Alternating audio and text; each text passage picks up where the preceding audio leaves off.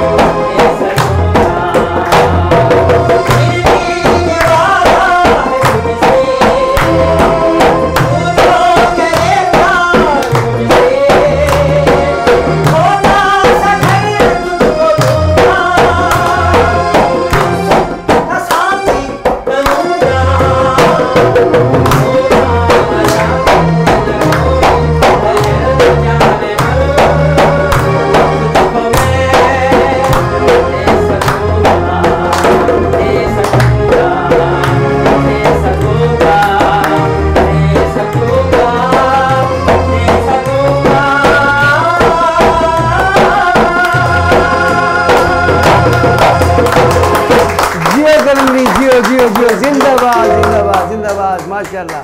जी नाज़रीन, आपने सुना सोना न चांदी न कोई महल जाने मन, तुझको मैं दे सकूँगा। आगा जी का लिखा हुआ एक और जो है तो लाजवाब गाना। आगा जी, ये ख्याल किधर से आया? सोना न चांदी, गाने तो कुछ और तरह के होते हैं, ये एक नया अंदाज आप लेके आए इंडस्ट्री में, एक नया ट्रेंड लेके आए। अजीब सा मतलब है कि आपने उसको जो है तो इसकी वजह ये थी कि उन दिनों मैं शबाब साहब के पास ज़बर शबाब के साथ काम कर रहा था, तो उनका एक असिस्टेंट था परवेज़ जी, वो फिल्म बनाना चाहता था, उनका चीफ असिस्टेंट था। तो उसने रोबिन को म्यूज़िक डायरेक्टर ले लिया, रोबिन घोष। तो रोबिन से मेरा कोई सलाम दुआ नहीं थी, तो उसने रोबिन से कहा कि जब तुम मेरा म्यूज़िक बनाओगे तो शायर मेरा जो है वो सईद गिलानी होगा। अच्छा। क्योंकि उस वक्त मैं ज़बर शबाब की 2-3 फिल्मों की 4 के गाने लिखे थे। इत्तेफाक से ये सिचुएशन फंस गई तो मुझसे 1000 गुना अच्छे शायरों ने इस पर लिखा, क्योंकि ये ट्यून है, अच्छा ट्यून बना लिखा हुआ गीत नहीं है जी। तो वो कोई ट्यून पूरी नहीं कर सकता था, कोई लिखता तो उनको पसंद नहीं था। वो एक लड़की है जिसको वो हीरो जो है वो कहता है कि मैं तुम्हारे लिए आसमान से तारे तोड़ूंगा, ये करूँगा। तो उसने एक दिन से कहा कि ना आपने इतने गाने लिखवाए 8-10 तो रिजेक्ट कर दिए, तो जिस शायर के साथ आपने काम करना है मैं उसको ले आता हूँ। तो उसने कहा कि ले 1 मिनट की गल पक्खा ला दें जाए। तो वो मुझे लेके चला गया। जब मैं गया तो वहाँ उनकी महफिल जमी हुई थी। 2 भाई तो वो थे काशिफ पिक्चर वाले, शमसी ब्रदर्स, रोबिन था, शबनम थी, वो शबनम से दुआ सलाम थी मेरा जो शरासा आदमी था वो बशीर नियाज़ था राइटर, वो उसके साथ काम करता था, और कैमरामैन अफजल हसन। बस उसने कहा कि ये अब रोबिन मुझे लेके कमरे में चला गया, तो उसका अंदाज़ ये था कि मैं इस मुसीबत को मैं टालूँ कैसे। अच्छा। तो मैं बैठ गया, वो खड़ा था, उसने मुझे कहा देखो, जो बात मुझे अच्छी लगी उस वक्त भी, तो उसने कहा कि मैं आपको ट्यून टेप करके ला देता हूँ। अच्छा। कैसेट का ज़माना जी जी अभी, तो आप उसको ले जाएं, उस पर 8-10 मुखड़े लिखें, जो पहला शेर दस्ताई जिसे बोलते, तो जो अच्छा लगेगा हम रखेंगे, हम आपसे गाना लिखवा लेंगे, आपको पेमेंट भी कर देंगे, लेकिन आपको जो बात अच्छी लगी, अच्छा नहीं लगेगा हमको, तुम रिकॉर्ड नहीं करेंगे। अच्छा। ठीक है। तो मैंने उसे कहा, मैंने कहा दादा आप ये ट्यून मुझे सुनाया। तो उसने कहा ला ला ला ला ला ला ला ला, और मुझे ट्यून सुनाई। मैंने कहा एक दफ़ा फिर उसने सुनाई। उसने कहा मुश्किल है, मैं ले आता हूँ। तो वो चला गया, वो तकरीबन 15-20 मिनट लगे होंगे, ये कब लगा होगा। वो आया तो मुझे कहने लगा ये लोग केसट इस पर वो करो। मैंने कहा दादा केसट मैं बाद में लूँगा, आप पहले मुझसे गाना सुना। ये कैसे हो सकता है? मैंने कहा दुनिया में हर काम हो सकता है, कैसे ना होना। अच्छा। कहो, मैंने कहा सोना नचा। तो उसने अस्ताई सुनने के बाद मुझे कहा उठो उठो। उसने इस तरह कहा, मैंने कभी कहा मेरे घर से बाहर निकल जाए। तो मैं लेके वो कमरे में गया, जाकर उसने एक बंगला ज़बान में नज़रुल इस्लाम जो डायरेक्टर था, अल्लाह उसको गाली दी और कहा यार इसने तुम्हारा मसला हल कर दिया, क्या है गाओ मेरे साथ। तो इस तरह वो गाना अप्रूव हो गया और रिकॉर्ड हो गया बस। माशाल्लाह।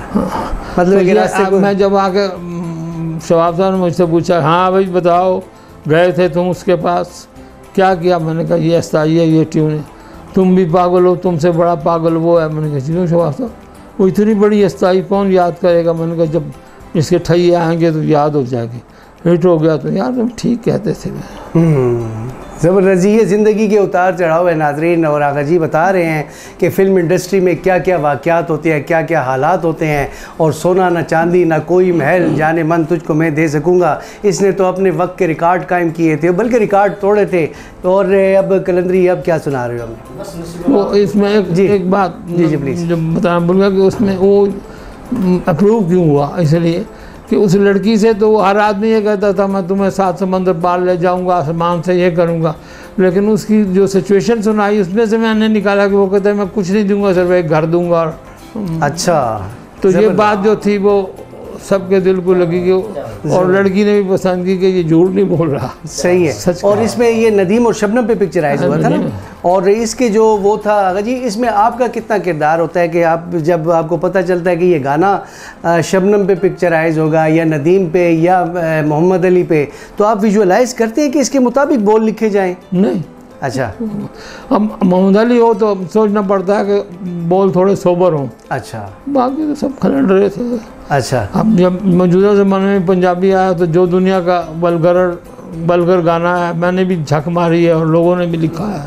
आपने कौन सा वल्गर गाना लिखा था? बहुत समझ लें कि वो जो एक फोक आया था, बैन फार्म में बैठे हुए, मैं बता नहीं सकता, पर बहुत सारे गाने। अच्छा, बहुत सारे गाने हैं अगर जी। वो जो था 70s में सारा क्रेडिट ताफो साहब का है। अच्छा अच्छा। कि वो अपनी ट्यून हिट नहीं करा सकते, वो बोलों का सहारा रहते। ठीक है जी। अगर जी एक तरफ आपने वो जो 70s 60s से शुरू किए थे, 70s से आपने आपने 70s के बाद शुरू किया था ये गाना?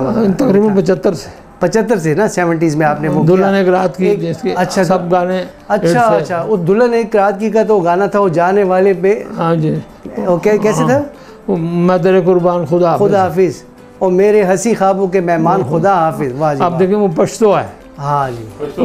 वो निकला हुआ, उस पे आपने रोशनी डाली? वो कहाँ से निकला हुआ? वो लाशा पे खबर तक हम इस। अच्छा अच्छा अच्छा। इसको तोड़ के म्यूजिक डायरेक्टर का कमाल है कि उसने जी जी म्यूजिक डायरेक्टरी चोरी नहीं की। अच्छा। उसने उस गाने में से अच्छा, एक गाना होता है कि वो डायरेक्ट आप म्यूजिक डायरेक्टर चोरी कर लेता है। जी जी जी जी, या इत्तेफाक से कर लेता है, गानिसा कर लेता है।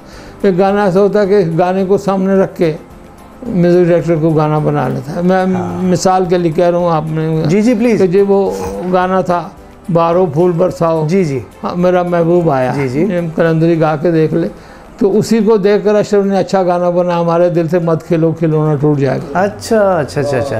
यानी ये हम क्या कहें कि कॉपी करते हैं, इंस्पिरेशन लेते हैं? इंस्पिरेशन एक दूसरे से लेते हैं, और ये जायज़ है? बिल्कुल जायज़ भी है। एक मतलब है कि क्योंकि शायर जो है वो तो हर ज़मीन में, जी जी, मतलब है कि ये शायरी के हवाले से ज़बरदस्त, ये बड़ी तो मैं एक अच्छी गज़ल है तो उसकी तस्वीर भी मैं कर सकता हूँ। अच्छा, ज़मीन पे मैं लिख भी सकता हूँ। जी जी जी, कोई सी बात। जी नाज़रीन, आगा जी का लिखा हुआ एक और पॉपुलर गाना जो है वो पहले पश्तो में था, जो उसको इन्होंने जो है तो मतलब है अपने अल्फाज से इंस्पिरेशन लेके, और जाने वाले मैं तेरे कुर्बान खुदा हाफिज़, और मेरे हंसी ख्वाबों के मेहमान खुदा हाफिज़, और दुल्हन एक रात की ये फिल्म जो थी, इसका भी ये गाना सुपर हिट हुआ था, सुपर डुपर। मैं ये आपको लिख के देता हूँ कि जो भी फिल्म, पाकिस्तान फिल्म इंडस्ट्री का जो भी सुपर हिट गाना आप उठाएंगे वो आगा जी का लिखा हुआ होगा।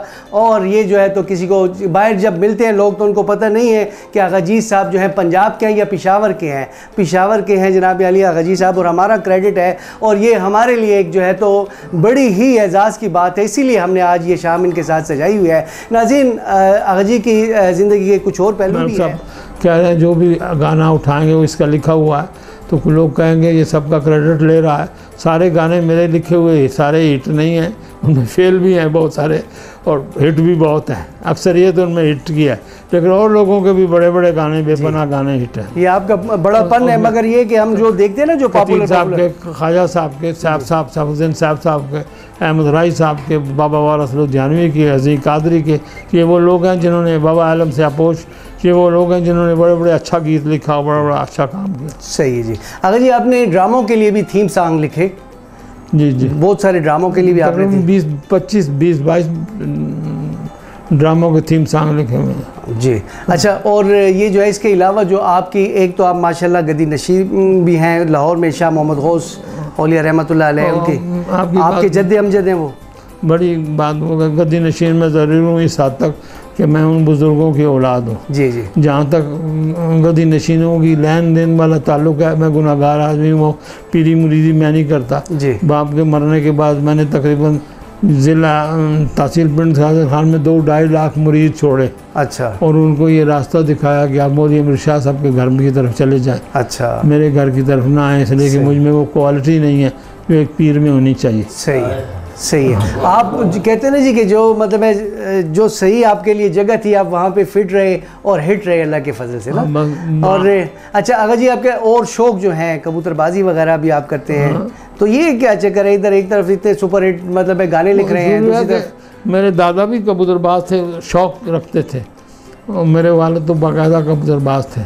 फिर मैंने अपने वालिद से कबूतरबाजी सीखी। अगर जी मैं आपसे ये पूछना चाहूँगा कि ये जो है हमारा शहर पेशावर जो है, इसे फूलों का शहर कहते हैं, आपके ज़माने में किस तरह से था? और ख़ास तौर पे ये मैं इनको ज़बान के हवाले से पूछूंगा कि यहाँ बहुत ज़्यादा चलन था इनको ज़बान का, और वो कैसे मतलब ये कि कम हुआ, और क्या माहौल था, किधर आप बैठते थे, क्या सूरत हाल थी? उस ज़माने में एक सिलसिला ऐसा था कि यहाँ इनको का ज़्यादा राज था, अब पश्तो का ज़्यादा राज है। ये क्या वजह है? उसकी वजह यह है कि इनको वालों ने अपना कभी ध्यान नहीं किया, और न कभी होगा उनका। पश्तो वालों को इस क्रेडिट जाता है कि उन्होंने अपना दिफा किया। अच्छा, अपनी ज़बान में उसने बात की। आज भी पश्तो का कितना पढ़ा लिखा हो घर में पश्तो में बात करेगा। हमारे चिट्ठी अनपढ़ माँ में थे, मानो मम्मा थे, प्यो नो पप्पा कहते, वो अर्ची खाना किचन हो गया। गुसल खाना बाथरूम हो गया, कोई बात चीज़ इनको दी रही है। सही। दसो अच्छा अगर जी ये कि आप यहाँ से इनको बोलते हैं और वहाँ पे जाके आपने ठेठ पंजाबी लिखी जी, तो ये मतलब है कि बहुत फ़र्क है लहजे ये मैं मुझे फ़ख्र है कि मेरी ज़बान को ये मलिका हासिल है कि अगर आप मुझे सिंध में ले जाए तो 4 दिन के बाद मैं सिंधी बोलनी शुरू कर दूँगा। वाह ज़बरदस्त, इसके लिए ताली होनी चाहिए अगर के लिए। वो आ जाती है।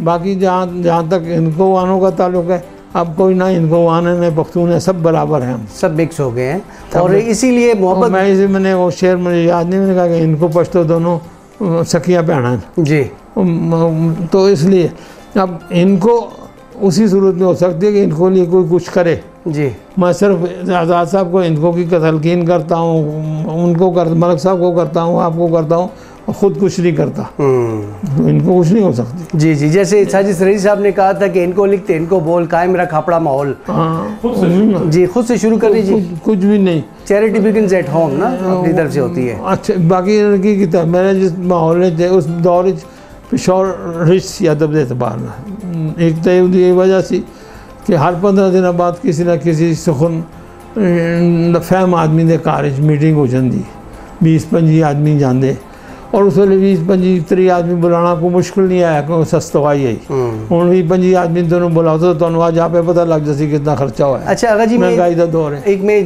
ये बात आपसे पूछना चाहता हूँ कि ये आप जितने भी बड़े बड़े जो नामतू लोग हैं, मसलन दिलीप कुमार जो उठाएं तो वो बेसिकली ही इज़ इनको स्पीकिंग, कभी खान का देख लें आप, इस तरह गुलजी जो है वो मतलब आर्टिस्ट हैं और उधर इंडस्ट्री में बड़े बड़े नाम हैं, बड़े लोग हैं, तो ये क्या वजह है कि वो मतलब है यहाँ से इस मिट्टी का खमीर जो है तो इसमें बड़ी मतलब है कि ताकत है, इसमें रोशनी है, रानाई है, इस हवाले से जो है थोड़ा सा रोशनी डालें। आप अपने आप को ले लें कि आप यहाँ से उठे और दुनिया में नाम आपने। उनका जनून था ना जी, जिस ज़माने में दिलीप कुमार गया उस ज़माने में यहाँ को उसको पनपने के लिए गुंजाइश नहीं थी। शाहरुख की भी जो फैमिली है सारी वो उधर से गई। शाहरुख का बाप ताज तो पहले से चला गया था ना। अच्छा वो भी मेरा मतलब इनको स्पीकिंग थे ना। हालांकि देखो शाहरुख का चाचा था अब्दुल वदूद कमर, वो प्रोफेसर आदमी था।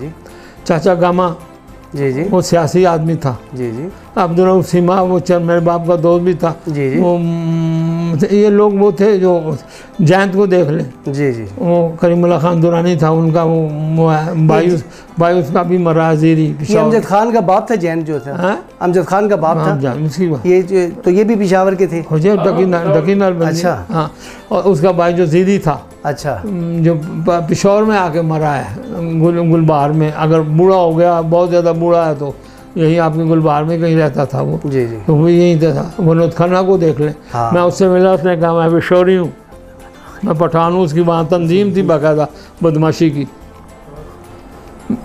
उसकी बाकायदा तंजीम थी, उसकी विनोद खन्ना की तंजीम थी। पृथ्वीराज यहाँ से गया था, सागर सरहदी प्रवाद से गया हुआ है, कितना बड़ा राइटर है। जी जी। एक हंगल पिशौरी था। जी जी। वो सुरेंद्र कपूर मुझसे मिलने आया जब लाहौर आया, ये उसका बाप कपूर जो अब हीरो है, उसने गुल अकबर अफरीदी से कहा कि यहाँ कोई पिशौर का है तो ले जाओ। बोल आया तो मैंने उसे कहा, मैंने कहा पापा, वो मुझे कहने लगा मुझे गौर से तुम क्यों देख रहे हो? मैंने कहा जी मैं इस दाढ़ी के पीछे एक चेहरा पहचानने की कोशिश कर रहा हूँ। अच्छा। कहते क्या मतलब? मैंने कहा जी आप मुझे पहचाने। बड़े पहचानने के बाद कहने लगा तुम पिशौर में तुम लोगों का कुल्लों का कारखाना नहीं था?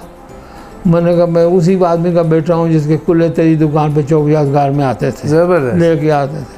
कहते हैं आप बिल्कुल। तो अक्सर लोग लाहौर बॉम्बे में मैं और बजात अतरे घूम रहे, मैंने कहा यार कबाब खाते हैं सिखों वाले।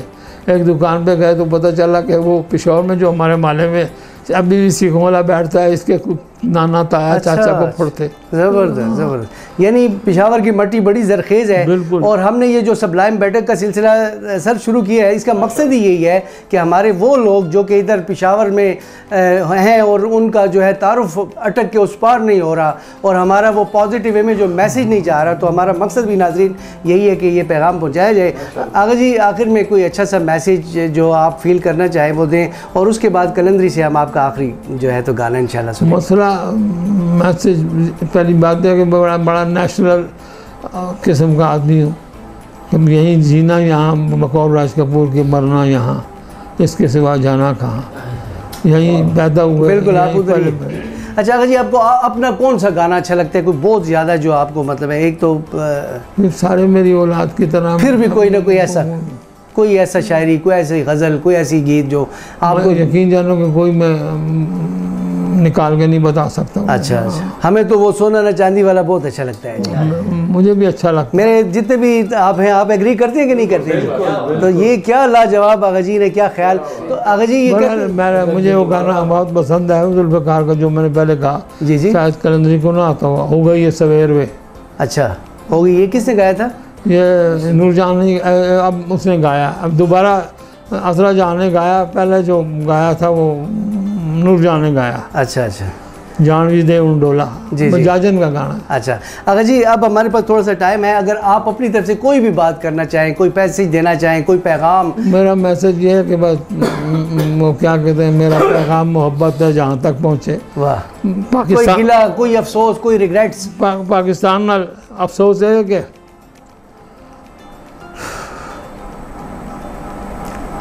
कोई अवार्ड नहीं मिला या कुछ इस तरह से? नहीं, कोई नहीं अफसोस। कोई है? अभी इन्होंने फरमाया कि वो प्राइड ऑफ परफॉर्मेंस के लिए है, तो मैंने इनसे कहा कि मुझे कौन देगा, इसलिए कि ना मेरी कोई सिफारिश है ना मेरा कोई वहाँ लड़ने वाला है।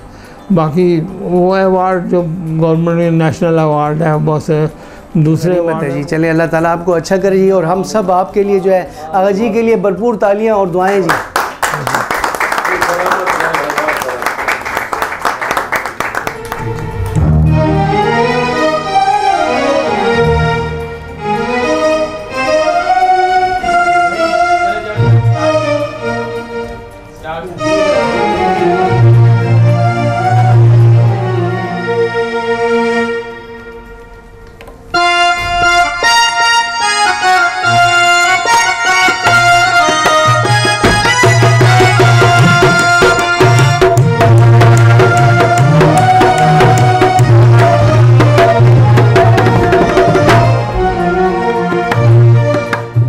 यार जुदा हो जावे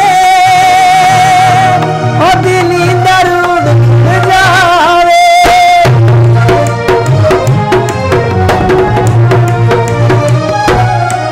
जिदा यार जुदा हो जावे और दिली दर्द भुड़ जावे, और दीदे जी मर जावे, झंड वांग कखार न जावे, रब इश्क दरोग न लावे, जुदा यार जुदा हो जावे और दिली दर्द भुड़ जावे।